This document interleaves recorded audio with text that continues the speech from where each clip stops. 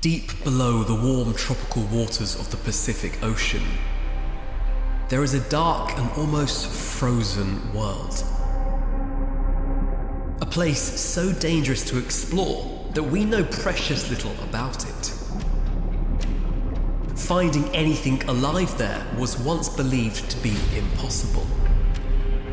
Conditions are so extreme that even the cells that make up all living things would be destroyed.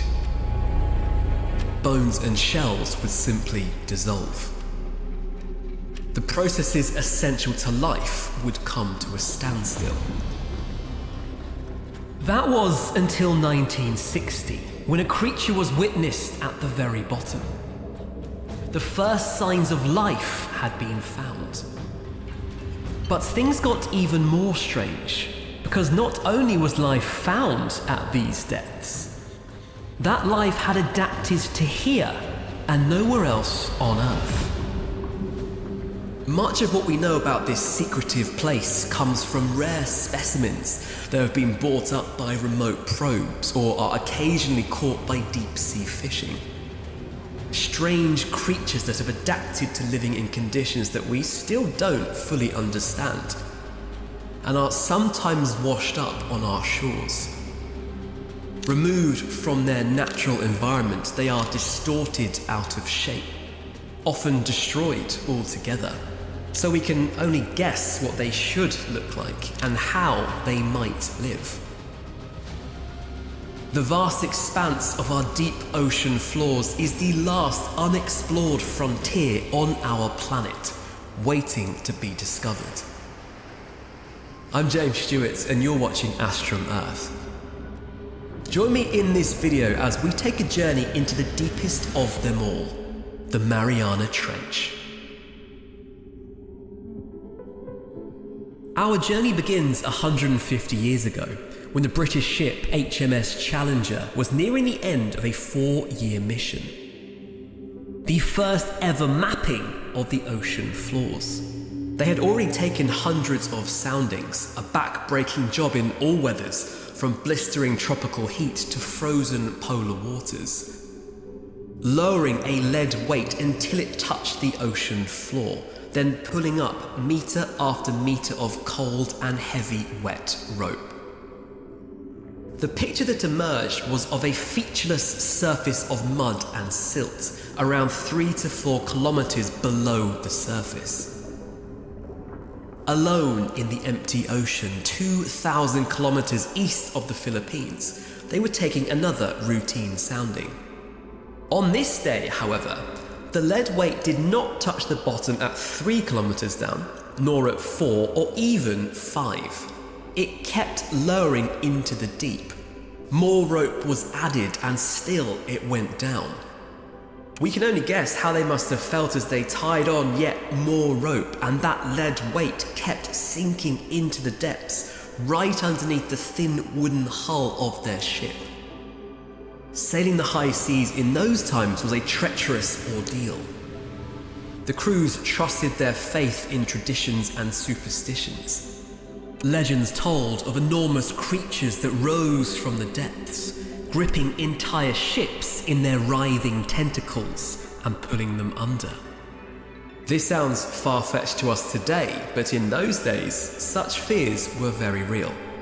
Eventually the weight hit the bottom, more than 8 kilometers down. What they had found is now known as the Mariana Trench, and if they had been just a little further to the west, they would have found the deepest hole in the surface of our planet.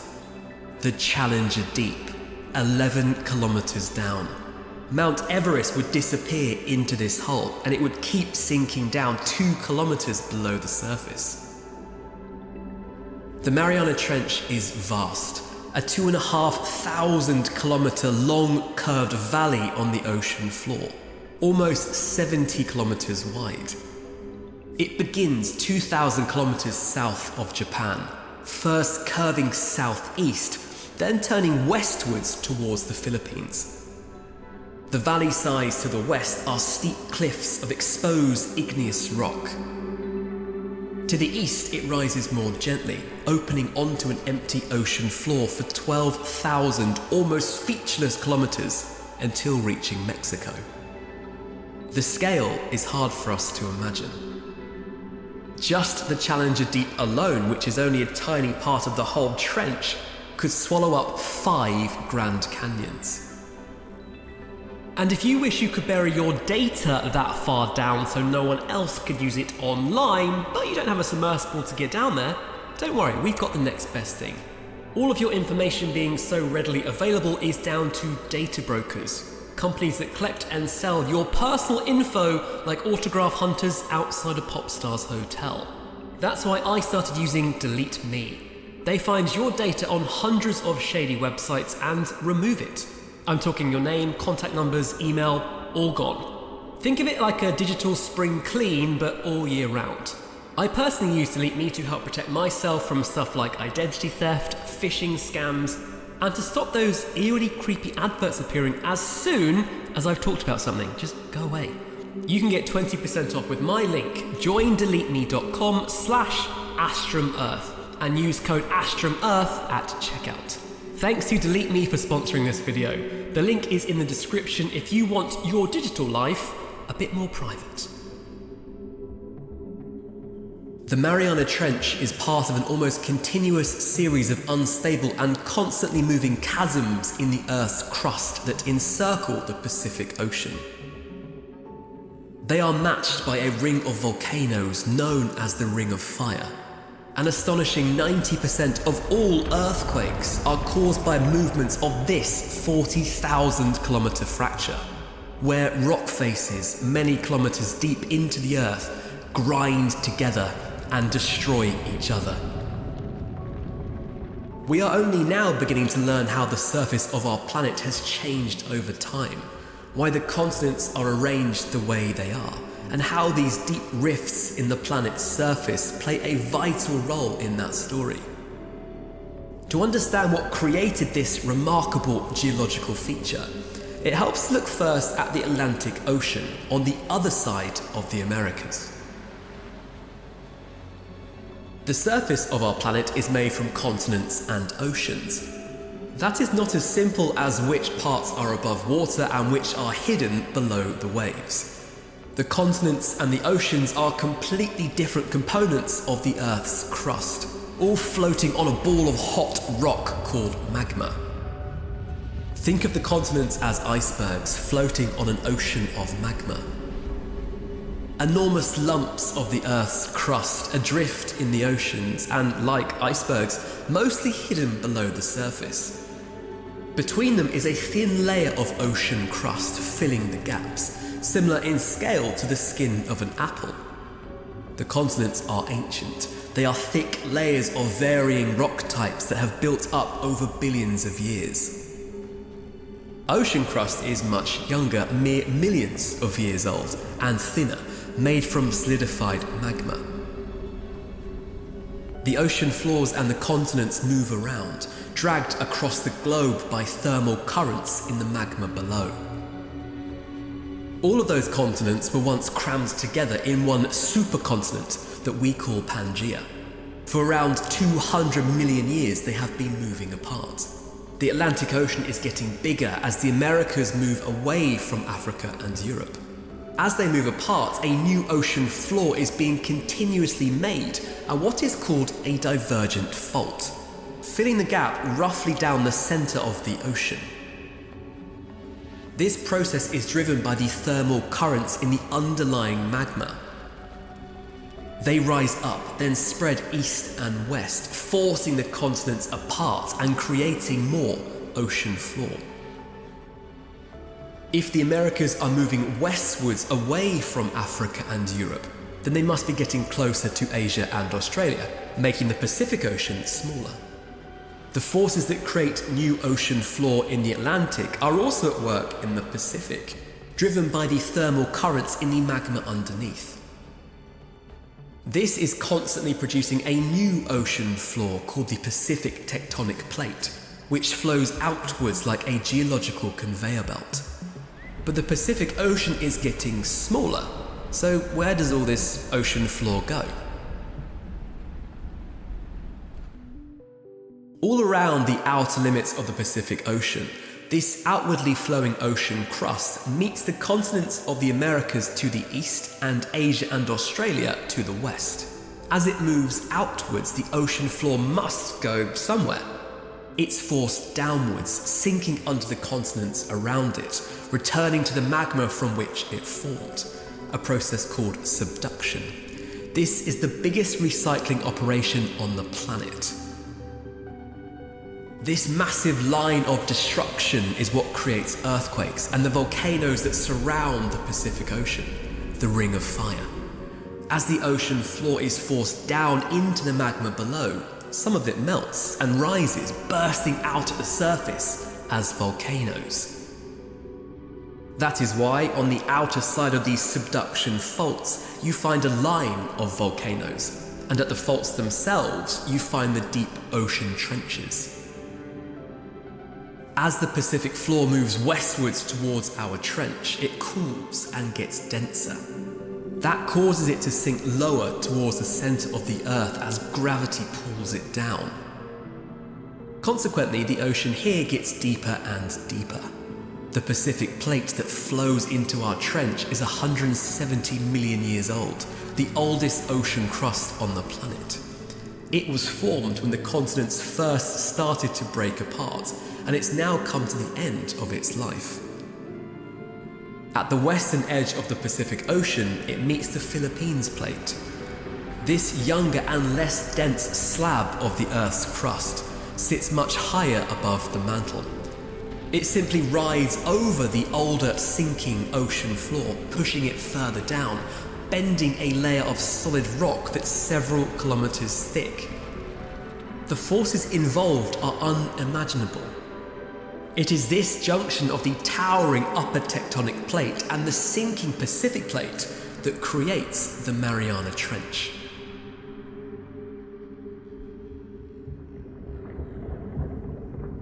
This zone of destruction creates some of the geological wonders of the world.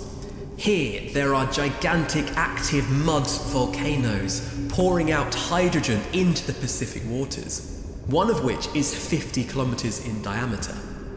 There is a volcano that spews out almost pure carbon dioxide, which emerges as a liquid, not a gas, because of the enormous pressure at these depths. Another has a pool of molten sulfur in its crater, found only here and on one of the moons of Jupiter.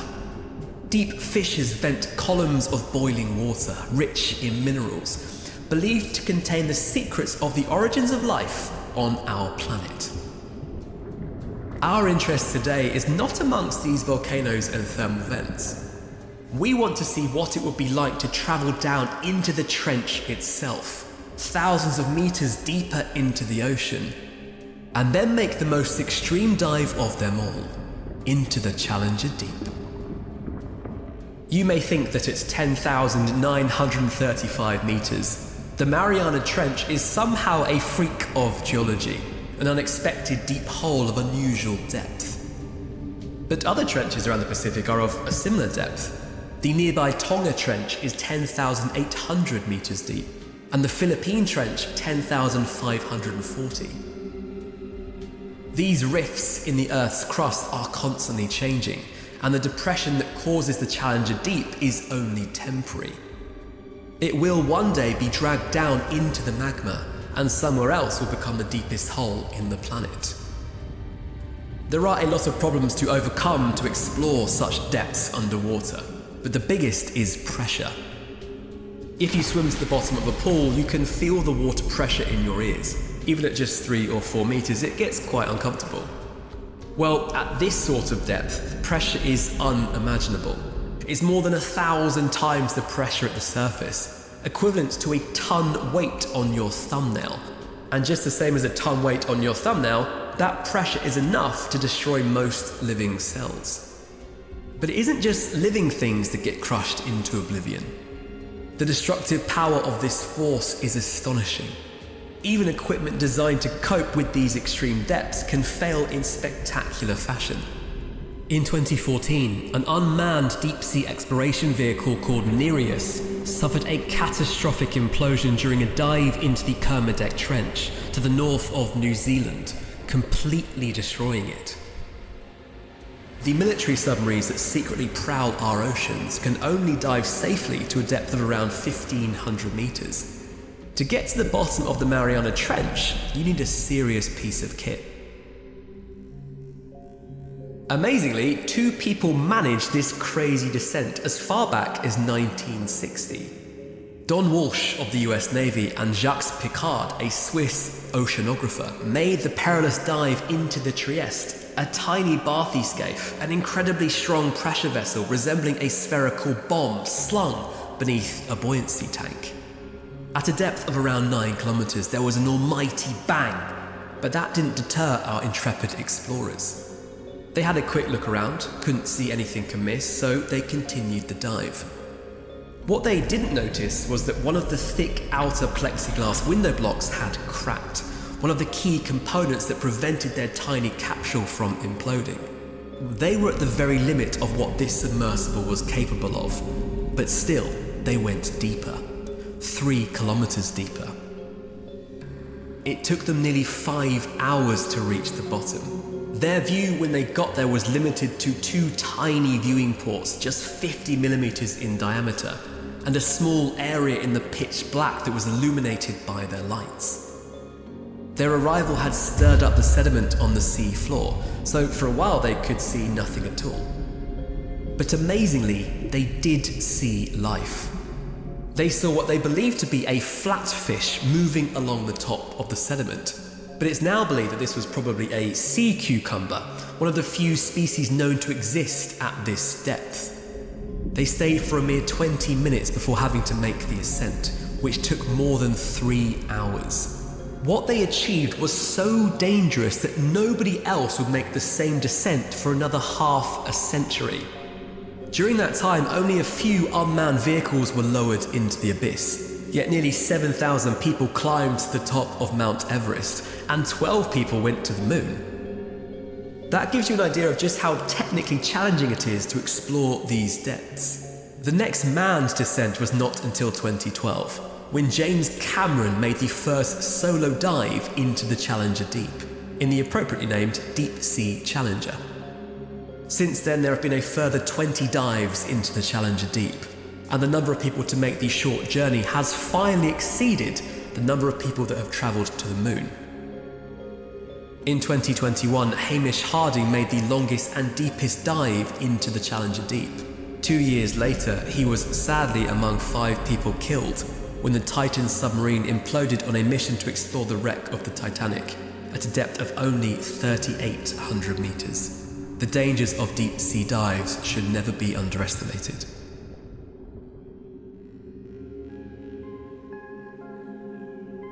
Above the surface, there is nothing to see but empty, featureless ocean. There is no land for more than 300 kilometers in any direction. Descending into the water, the first thing you notice is quiet and calm. Just a few meters down, you are below the buffeting of the waves. Sunlight floods into the water from the tropical sun, and the importance of this to all life on our planet is enormous. We are in the epipelagic zone, also known as the euphotic zone, the surface layer that forms only 2 or 3% of the oceans, but which supports life everywhere, above and below the water. Here, there is enough light to power photosynthesis, the process that splits carbon dioxide into carbon, used to build all life forms on our planet, and oxygen. The phytoplankton here produce half the oxygen that we breathe. This is where the ocean food chain starts. The phytoplankton, which includes such things as diatoms and photosynthetic bacteria, are eaten by zooplankton, tiny organisms that float, suspended in the warm surface waters. These are in turn eaten by large animals such as fish, jellyfish, even whales. Bigger fish eat the smaller fish, sharks eat the bigger fish, the whole food chain gets going. And it all starts right here in the epipelagic zone. This is where you find our food fish, such as tuna, herring, and cod. Water absorbs light, and as we go deeper, the water soon becomes darker and more blue. Here in the clear waters of the Pacific with strong sunlight overhead, the epipelagic zone descends to about 200 meters. Then we enter the Twilight Zone, also called the mesopelagic or the dysphotic zone. There is light here, but not enough to power photosynthesis. Already the water is much colder. And as the light fades, we see the first flashes of bioluminescence, light produced by marine life in the darker environments. This part of the ocean teems with life. The biomass of the fish in the Twilight Zone is believed to be as much as the rest of the ocean combined, possibly more. But as we go deeper, you'll get used to me saying probably or possibly or believed to be, simply because we know so little about our oceans and what is found in them. The most abundant vertebrate on the planet lives in these waters between the light and the dark. The bristle moth, a small fish with spiny teeth. They're only around 7 or 8 centimeters long, but what they lack in size, they make up for in numbers. There are possibly quadrillions of them, feeding mainly on the zooplankton, an indicator of just how much life is supported by the thin layer of sunlit waters at the surface. As we descend deeper, the last faint blue light from the surface disappears, and the water becomes completely dark. Well, maybe not completely, because down at these depths, bioluminescence really comes into its own. This eerie and alien-looking light, mainly blue because this is the colour that travels furthest through water, is used by some species to find a mate, and by others to hunt and kill. We are 1 kilometre down, in the perpetual darkness of the bathypelagic zone, or as I prefer to call it, the midnight zone. Covering more than half the planet's surface, yet we still understand very little about it. The temperature is a steady 4 degrees Celsius, and the pressure from the weight of the water above us is already becoming dangerous. We are a long way below the maximum depth for any sort of diving, even in a pressure suit, and we're approaching the limit that nuclear submarines can dive to. As a species used to life at the surface, that gives us a very negative view of what life must be like here. But it's important to remember that for everything that lives in these depths, this is normal. They are adapted to live in these cold, dark waters and this great pressure. Our camera lights pick out almost a snowstorm of microorganisms and floating food particles. There is a lot going on here, at the upper levels anyway. As we go even deeper, strange-looking creatures begin to appear. Some have enormous eyes to enable them to see, although what they can see in what to us looks like total darkness, we can only imagine. The owlfish uses the faintest light to prey on shrimps and jellies. Barrel eyes are small fish that use their strange upward-pointing eyes to hunt from below their prey, able to live and therefore presumably see in the pitch dark, as far down as 2,500 meters. Some go to the other extreme and have almost given up on using sight, like the small-eye snipe eel. Unless you're using enormous eyes to hunt or to find a mate, there isn't much point in having them at all down here. Instead of sight, most species that live in this eerily dark world use a series of pressure sensors that detect anything that moves.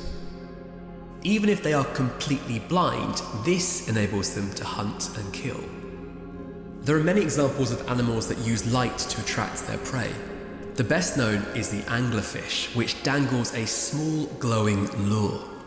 Anything that comes along with ideas about eating this small glowing morsel will itself be eaten, as the anglerfish closes its enormous spine-filled jaws on its prey. The largest eyes of any animal on Earth are those of the giant squid. Only a few of these monsters of the deep have ever been seen, the largest to date measuring 13 meters long. But there is no reason to assume that they don't get bigger than this, perhaps much bigger. There is a tendency for species to grow larger in deeper water, a phenomenon called deep sea gigantism, and there are a number of reasons for this. The bigger you are, the less likely you are to become a snack for something else, and you can eat bigger prey yourself. As food becomes more scarce the deeper we go, it makes sense to be able to eat anything that comes along, no matter what size it is. Being larger suits an existence where meals become scarce, which may sound illogical, but the bigger you are, the longer you can go without eating. You just have to hope that when lunch does finally arrive, it's worth the wait. Animals also live longer and therefore grow larger, simply because the chance of meeting something that might eat them becomes smaller. The chimera, also known as the ghost shark, has dead-looking eyes, fins like wings, and like so many species at these depths, an abnormally large head.